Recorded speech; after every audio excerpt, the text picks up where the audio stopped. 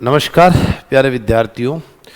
ईओआरओ के सिलेबस में जो पार्ट बी है उस पार्ट बी की आज हम नगर पालिका की जो हमारी जो क्लासें थी 3 क्लासें, जिसमें 74वें संविधान संशोधन 1992 के तहत किस प्रकार से संवैधानिक जो दर्जा दिया गया था वो चैप्टर कंप्लीट होने के बाद आज हम जो अध्याय 1 जो है जिसके अंतर्गत धारा 1 व धारा 2 जो क्या कहती है उनके बारे में हम अध्ययन करेंगे। हालांकि मैं आपको जानकारी के लिए बता दूं कि आपका जो ईओ और आरओ का जो सिलेबस है उसमें अध्याय 1 जो है वो सिलेबस में नहीं दिया गया है, लेकिन इस अध्याय को पढ़ना बहुत ही ज़्यादा महत्वपूर्ण है क्योंकि इसके अंतर्गत इस एक्ट का नाम दिया गया है।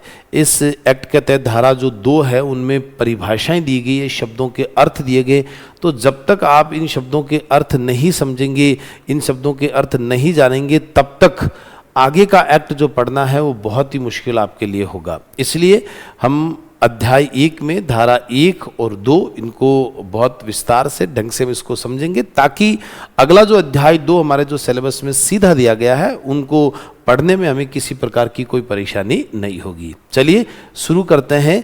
जो हमारे लिए अध्याय जो 1 है उसके अंतर्गत क्या नाम दिया गया है उसकी हम चर्चा कर लेते हैं। सबसे पहले कि इस टॉपिक की जो हम शुरुआत कर रहे हैं पार्ट बी में, इस एक्ट का नाम क्या है। पहला शब्द इस एक्ट का नाम क्या है? राजस्थान नगर पालिका अधिनियम 2009।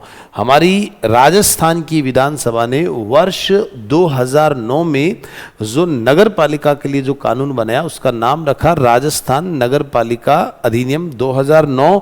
और 2009 में राजस्थान विधानसभा ने जितने भी कानून पास किए उन कानूनों में ये 18 नंबर का कानून था। देखिए, एक साल में विधानसभा एक कानून बनाए, 2 क्योंकि विधानसभा कानून निर्माण करने वाली एक संस्था होती है। जैसे भारत में एक हमारी संसद हो गई, राज्य में राज्य विधानमंडल होता। अब राजस्थान में विधानमंडल में केवल विधानसभा है, राज्यपाल तो होता ही है क्योंकि बिना राज्यपाल की मोहर के कोई भी कानून नहीं बनता है।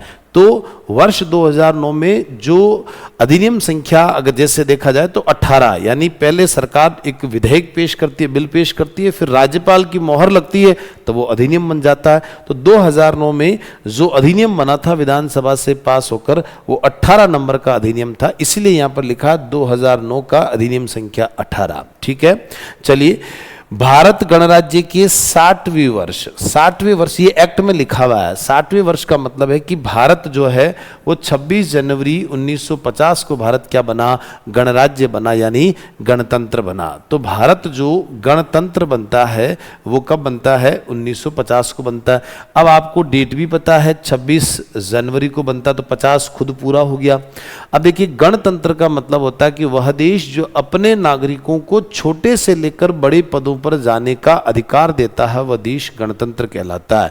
दूसरी परिभाषा, गण यानी संगठन, यानी तंत्र यानी सिस्टम। भारत एक राज्यों का जो संघ होगा उसका जो प्रथम नागरिक कह सकते हैं, जो हमारा राष्ट्राध्यक्ष जो होगा, हेड ऑफ द स्टेट जो होगा वो इलेक्टेड होना चाहिए, नॉमिनेटेड नहीं होना चाहिए। यानी हेड ऑफ द स्टेट इस देश का जो राष्ट्रपति होता है वो निर्वाचित होता है, वो मनोनीत नहीं होता है। तो 1950 में जब भारत गणतंत्र बना, हमारे यहाँ राष्ट्रपति निर्वाचित होता है। वहां से लेकर वर्ष 2009 में जाकर ये क्या बना है? नगर पालिका के लिए कानून बना है। अब 50 से लेकर 2009 तक अगर हम इन दोनों के डिस्टेंस को अगर काउंट करें तो कितने वर्ष हो गए बताओ? 60 वर्ष। क्योंकि 59 तो ये हो गया, 50 खुद भी तो काउंट होगा। तो अब देखिए, भारत गणराज्य तो रटना नहीं है, हर चीज बिल्कुल। भारत गणराज्य कब बना? 50 में, तो 50 खुद भी हो जाएगा 26 जनवरी से। और 2009 60वें वर्ष में राजस्थान राज्य विधानमंडल द्वारा यह अधिनियम बनाया गया।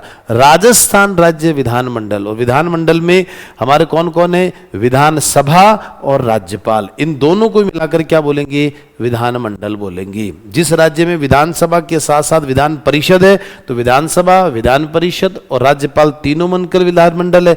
जिस राज्य में विधान परिषद नहीं है, केवल एक ही सदन है, निम्न सदन है विधानसभा, तो विधानसभा प्लस राज्यपाल दोनों मिलकर विधानमंडल कहलाएंगे। तो राजस्थान के विधानमंडल ने भारत गणराज्य के 60वें वर्ष में इस अधिनियम को क्या किया? बना दिया। ठीक है, चलिए आगे देखते हैं। पहला जो अध्याय जो 1 है, उस अध्याय 1 में जो प्रारंभिक जो बात हम कर रहे हैं, उस अध्याय 1 में 2 धाराएं हैं। कितनी धाराएं हैं? 2 धाराएं हैं। ये देखिए धाराएं कितनी है इसमें? 2 धाराएं हैं, ठीक है ना। अब हम 2 धाराएं हैं तो उन 2 धाराओं में पहली धारा हम पढ़ेंगे धारा नंबर 1। किसी भी हमारी संसद के द्वारा चाहे बनाया गया कानून है, चाहे हमारे विधानमंडल के द्वारा बनाया गया कानून है, किसी भी कानून को जब बनाया जाता तो उसका अध्याय 1 में हमेशा 2 धाराएं होती है। पहली धारा उस अधिनियम का नाम के बारे में बताती है और उसका विस्तार कहाँ तक है, और दूसरी धारा जो है उस अधिनियम में जो जो बातें लिखी गई है उनमें जो शब्दावली का जो प्रयोग किया गया उनकी परिभाषाएं बताई गई है। तो देखिए अध्याय 1 की धारा 1 पढ़ रहे हैं क्योंकि 2 ही धारा है, 1 और 2। अब देखिए धारा 1 क्या कहता है? संक्षिप्त नाम, प्रसार और प्रारंभ की इस एक्ट का नाम क्या है, इसका प्रसार कहां तक है, यानी कहां तक पूरे राजस्थान में है या कुछ क्षेत्रों को छोड़कर है, कहां तक नहीं है, कहां तक है, और प्रारंभ ये कब से हुआ, प्रारंभ लागू कब से हुआ, उसकी गारंटी धारा 1 देती है। देखिएगा नाम, इस अधिनियम का नाम क्या है? राजस्थान नगर पालिका अधिनियम 2009। तो देखिए ये लिखा हुआ ना धारा 1 में संक्षिप्त नाम, नाम क्या है? राजस्थान नगर पालिका अधिनियम 2009। तो पहले तो कानून का नाम पता होना चाहिए। दूसरा, इसका प्रसार कहां तक है? इसका प्रसार छावनी क्षेत्रों को छोड़कर। देखिए छावनी क्षेत्र का मतलब है जहां सेना की टुकड़ी जहां रहती है, बटालियन जहां रहती है, उसको छावनी क्षेत्र कहा जाता है। और उस छावनी क्षेत्र पर भारत सरकार के रक्षा मंत्रालय, डिफेंस मिनिस्ट्री जो होती है उसका उसके ऊपर क्या होता है? अधिकार होता है। रक्षा मंत्रालय के नियमों के अनुसार वहां पर शासन व्यवस्था चलती है, वहां पर भी उनके परिवार लोग रहते हैं, तो वहां पर भी लाइट चाहिए, पानी चाहिए, सड़क चाहिए, एजुकेशन चाहिए, स्वास्थ्य चाहिए, आबादी तो वहां पर भी रहती है। लेकिन वो रक्षा मंत्रालय के अधीन बनाए गए नियमों के तहत वहां की स्वायत्त शासन व्यवस्था चलती है। तो वहां पर राजस्थान विधानसभा द्वारा पारित राजस्थान नगर पालिका अधिनियम 2009, जहां छावनी क्षेत्र एरिया घोषित है, जहां सेना और सेना के जो लोग रहते हैं, उनके परिवारजन रहते हैं, वहां पर यह लागू नहीं होगा। अब बात करते हैं राजस्थान की। राजस्थान में एक जगह है केवल नसीराबाद, उसको छावनी क्षेत्र घोषित किया गया है। अब नसीराबाद को छावनी क्षेत्र घोषित किया गया तो नसीराबाद में जो एरिया छावनी वाला है, वहां पर नसीराबाद में जो एरिया छावनी वाला है वहां पर राजस्थान नगर पालिका अधिनियम 2009 लागू नहीं होगा। तो आप मुझसे सवाल कर सकते हैं, क्या सर नसीराबाद में 2009 नगर पालिका अधिनियम लागू नहीं है? है।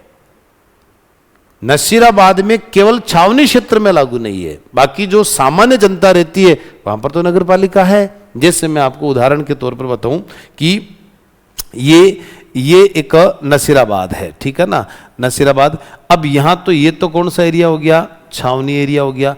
तो जो छावनी एरिया है वहां पर तो ये एक्ट लागू नहीं होगा। लेकिन इसके साथ साथ ये एक नसीराबाद जो शहर जहां आम पब्लिक रहती है, जो हाउसिंग बोर्ड के द्वारा गठित वहां पर जो शहर है जहां आम पब्लिक रहती है, जहां सेना का कोई दायरा नहीं है, जहां आम पब्लिक रहती है, हाउसिंग बोर्ड द्वारा गठित जो कॉलोनियां वहां पर है, वहां पर क्या होगा? ये एक्ट क्या पर होगा? वहां पर लागू होगा। इसका मतलब हम ये कह सकते हैं कि ऐसा नहीं कि साहब कि नसीराबाद में लागू नहीं है नसीराबाद में, लेकिन छावनी वाला एरिया जो नसीराबाद में है वहां पर लागू नहीं है, बाकी जो बचा हुआ शहर है उस पर लागू है। वाकायदा वहां पर देखिए चतुर्थ श्रेणी यानी 4th जो श्रेणी है उस श्रेणी की वहां पर नगर पालिका क्या है? लागू है ना। जो 4th श्रेणी की जो नगर पालिका है वहां पर लागू। देखिए ना आगे हम पढ़ेंगे भी नगर पालिका भी 3 टाइप नगर पालिका में। देखिए एक तो होता है नगर पालिका बोर्ड और 20,000 से 1 लाख तक, एक होता है 1 लाख से 5 लाख तक नगर परिषद, एक होता है 5 लाख से अधिक नगर निगम। अब नगर पालिका जो बोर्ड होता है वो भी 3 टाइप की होती है ना, वो भी 3 टाइप की नगर पालिका बोर्ड सेकंड, नगर पालिका बोर्ड 3rd और नगर पालिका बोर्ड 4th, यानी 2nd, 3rd और 4th 3 टाइप का जो हो गया। ये जो होता है ये नगर पालिका बोर्ड होता है। तो वहां पर नसीराबाद के अंदर जो आम पब्लिक रहती है वहां पर नगर पालिका जो है वो 4th श्रेणी की नगर पालिका है, ठीक है, छावनी क्षेत्र को छोड़कर।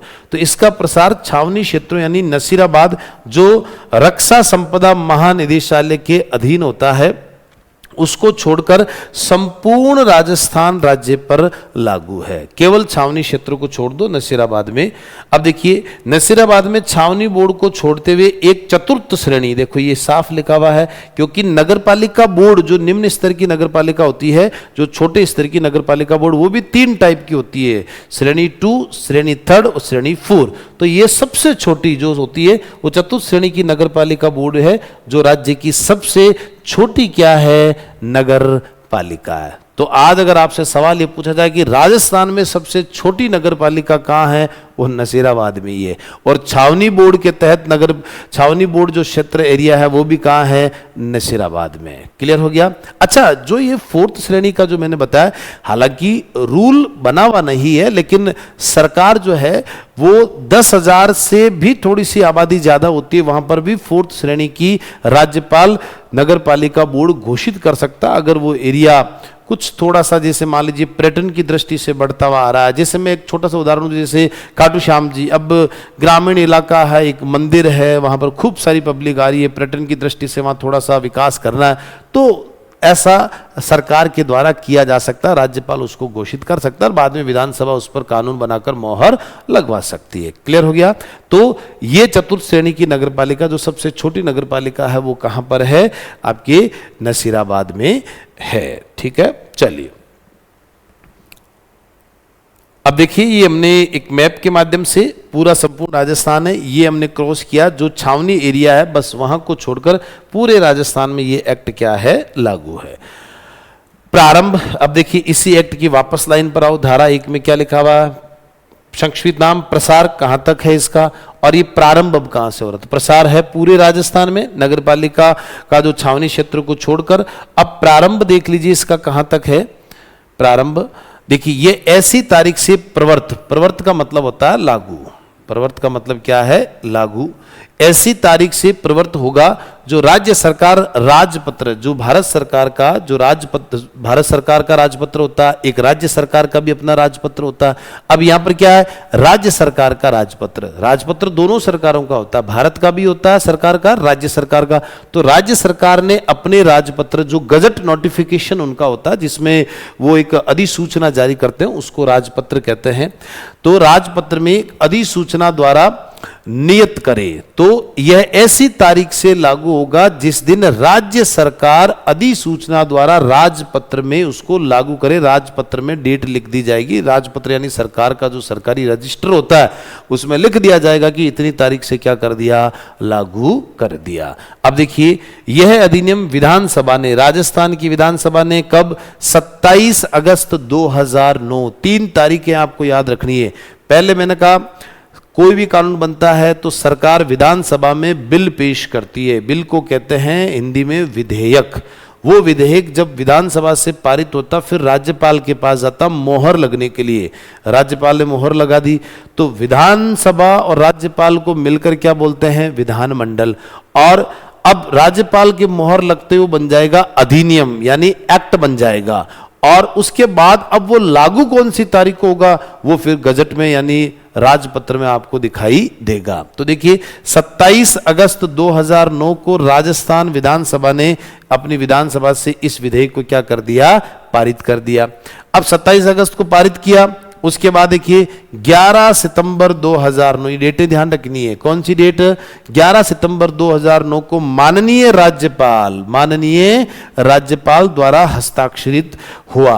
अब देखिए राजस्थान में राज्यपाल के नाम के आगे माननीय रखता, अंग्रेजी में ऑनरेबल गवर्नर कहा जाता, महामहिम शब्द का प्रयोग नहीं होता है, इस बात का विशेष करके आपको ध्यान रखना, हिज एक्सीलेंसी शब्द का प्रयोग नहीं होता है। राज्यपाल के नाम के पीछे महोदय बोला जाएगा, राज्यपाल महोदय, और नाम के आगे बोला जाएगा माननीय राज्यपाल महोदय। तो राज्यपाल द्वारा हस्ताक्षरित हुआ। ये मैंने माननीय इसलिए बताया कि एक बार 2018 में 2nd ग्रेड के पेपर में ये सवाल पूछा था जीके में कि राजस्थान के राज्यपाल के नाम के आगे कैसे संबोधित किया जाता। अब ऑप्शन आ रहा महामहिम, महोदय, माननीय, श्रीमान, तो उत्तर क्या था माननीय। तो कई बार बहुत बेसिक क्वेश्चन बन जाते हैं, इसलिए थोड़ा सा आपको ध्यान रखना है। अब देखिए, राज्यपाल द्वारा हस्ताक्षरित हुआ, अर्थात ये क्या बन गया कानून। मैंने अभी थोड़ी देर पहले बताया कि राज्यपाल की मोहर लगते ही वो क्या बन जाएगा, एक्ट बन जाएगा, यानी कानून बन जाएगा। और जैसे ही वो कानून बना उसके बाद में 15/9/2009, अब ये देखिए यहां पर क्या लिखा, प्रवर्त, ऐसी तारीख से, कौन सी तारीख से लागू होगा, जिस दिन गजट में यानी राजपत्र में प्रकाशित हो जाएगा। तो 15/9/2009 को राज्य सरकार द्वारा राजपत्र में गजट नोटिफिकेशन में अधिसूचना अधिसूचित किया गया, यानी नोटिफिकेशन के माध्यम से अधिसूचित कर दिया गया। और 15/9/2009 से प्रभावशील यानी प्रवर्त हो गया। अर्थात 27 अगस्त को तो विधानसभा ने क्या कर दिया, पास कर दिया। 11 सितंबर को राज्यपाल ने क्या लगा दी, मोहर। तब तो ये तो था उस समय विधेयक, अब देखिए ये तो इस समय तो था ये बिल, ठीक है ना, यहां ये क्या बन गया, एक्ट बन गया। और उसके साथ साथ राजपत्र में अधिसूचना द्वारा इसको लागू कर दिया। 15/9/2009 को ये क्या हो गया, लागू। तो 3 डेट ध्यान रखनी है, 27 अगस्त, 11 सितंबर और 15 सितंबर। 27 अगस्त को विधानसभा से पारित हुआ, उसके साथ साथ राज्यपाल ने 11 सितंबर को मोहर लगा दी। और 25 जो सितंबर है, सॉरी माफ करना, 15 सितंबर को यहां पर क्या कर दिया, इसको लागू कर दिया। तो 27, 11 और 15, 27 अगस्त को विधानसभा ने पास किया, 11 सितंबर को राज्यपाल ने मोहर लगा दी, 15 सितंबर 2009 को इसे क्या कर दिया गया, लागू कर दिया गया। ठीक है, चलिए, तो ये बहुत ही आसान सी है, तीनों डेट आपको ध्यान रखनी है। इस दिन लागू हुआ, प्रवर्त यानी लागू हुआ। अब देखिए धारा 1 हमने पढ़ा, धारा 1 में इस एक्ट का नाम राजस्थान नगरपालिका अधिनियम 2009। फिर इसमें धारा 1 में प्रसार, छावनी क्षेत्र यानी नसीराबाद में जो केवल छावनी वाला एरिया उसको छोड़कर बाकी लागू हो गया। जबकि नसीराबाद शहर में चतुर्थ श्रेणी की एक नगर पालिका है जो हाउसिंग बोर्ड द्वारा अलग से कॉलोनी बनाई गई है। उसके अलावा ये लागू 27 जो अगस्त है उस दिन विधानसभा से पारित हुआ, 11 सितंबर है राज्यपाल की मोहर लगी और 15 सितंबर 2009 को ये राजपत्र में प्रकाशित हो गया और राजस्थान में छावनी क्षेत्र को छोड़कर लागू हो गया। ये सब बातें लिखी हुई है धारा 1 में। अब बात करते हैं हम अध्याय 1 की धारा 2 जो शब्दों की परिभाषाएं देती है, डेफिनेशन देती है। कौन कौन सी डेफिनेशन है, इन शब्दों के अर्थ क्या है। तो अब देखिए बहुत आसान सी बातें हैं जिनको थोड़ा सा अपने को समझना है। वार्डों का विभाजन, देखिए कुछ महत्वपूर्ण जो परीक्षा से रिलेटेड जो है कुछ शब्द हैं वो मैं थोड़ा सा आपको इसमें समझाना चाह रहा हूं ताकि आगे जब एक्ट को हम पढ़ेंगे तब इन शब्दों के शब्द जब भी आएंगे तो तुरंत आपको इनका अर्थ समझ में आना चाहिए कि हाँ हमने अध्याय 1 की धारा 2 में इन अर्थों को समझा था। अब देखिए पहला, वार्डों का विभाजन। इस प्रकार से ये नगरपालिका होती है और नगरपालिका में ये देखो जैसे ये ऐसे वार्ड का क्या होता है, विभाजन। ये ward number 1, ward number 2, ward number 3, ward number 4, 5, 6, ये ऐसे बनेगा, ठीक है ना। यूं ऐसे वार्ड नंबर नहीं कर सकते ना, वार्ड नंबर संख्या जो है उत्तर से दक्षिण की तरफ चलेगा उसमें। तो ये 6, 7, 8, 9, 10, 11, 12 ऐसे। तो ये वार्ड का जो विभाजन है वो धारा 9 के तहत वार्डों का क्या होता है, विभाजन। नगर पालिका होती है वो किस में बटी हुई होती है, वार्ड में बटी हुई होती है। वार्ड से एक एक मेंबर चुनकर आता है, उसको वार्ड सदस्य कहते हैं, वार्ड मेंबर कहा जाता है, ठीक है ना। उसके अब इनसे सबसे फिर मिलकर एक नगर पालिका बनती, फिर इनमें से एक अध्यक्ष बनता है, एक उपाध्यक्ष बनता है। तो नगर पालिका वो किस में विभाजित है, वार्ड में विभाजित है। ऐसा किस में लिखा हुआ, धारा 9 में लिखा हुआ है, ठीक है। जब हम अध्याय 2 पढ़ेंगे तो इन धाराओं को बहुत, अध्याय 2 और आगे के जो अध्याय पढ़ेंगे सब धाराएं बिल्कुल विस्तार से आएगी, लेकिन अर्थ आपको पता होना चाहिए कि नगर पालिका वार्ड में विभाजित रहती है। दूसरा, एक वार्ड समिति होती है, वार्ड कमेटी। ये क्या होता है, देखिए नगर पालिका में विकास कराने के लिए कुछ समिति बनाई जाती है जिसमें एक वार्ड से भी समिति बनाई जा सकती है, 4 वार्ड से मिलकर भी समिति बनाई जा सकती है, 10 वार्ड को मिलकर भी समिति बनाई जा सकती है। मान लीजिए इसमें 12 वार्ड है तो 12 वार्ड की मिलकर भी, सबकी मिलकर भी एक समिति हो सकती है। ये वहां पर रूल्स रेगुलेशन के अंदर रहेगा कि इस नगर पालिका जो है इसके अंदर इतने वार्ड पर एक समिति बनेगी। इस समिति का क्या काम है कि वार्ड के विकास के लिए नगर पालिका को रिकमेंड करना। अब इसमें सदस्य कौन होता है? तो जो वार्ड से मेंबर चुना जाता है, जो सदस्य चुना जाता है, वही इस वार्ड समिति का क्या होता है? सदस्य। अब मान लीजिए कि ये एक वार्ड से एक ही समिति बनी, तो इस वार्ड का जो वार्ड मेंबर है वही उसका अध्यक्ष होगा। लेकिन मैं कह रहा हूं 12 वार्ड को मिलाकर एक समिति बनी, तो 12 वार्ड के जो वार्ड मेंबर हैं वो तो इस वार्ड समिति के पहली बात तो मेंबर होंगे, और 12 में से अध्यक्ष कौन बनेगा?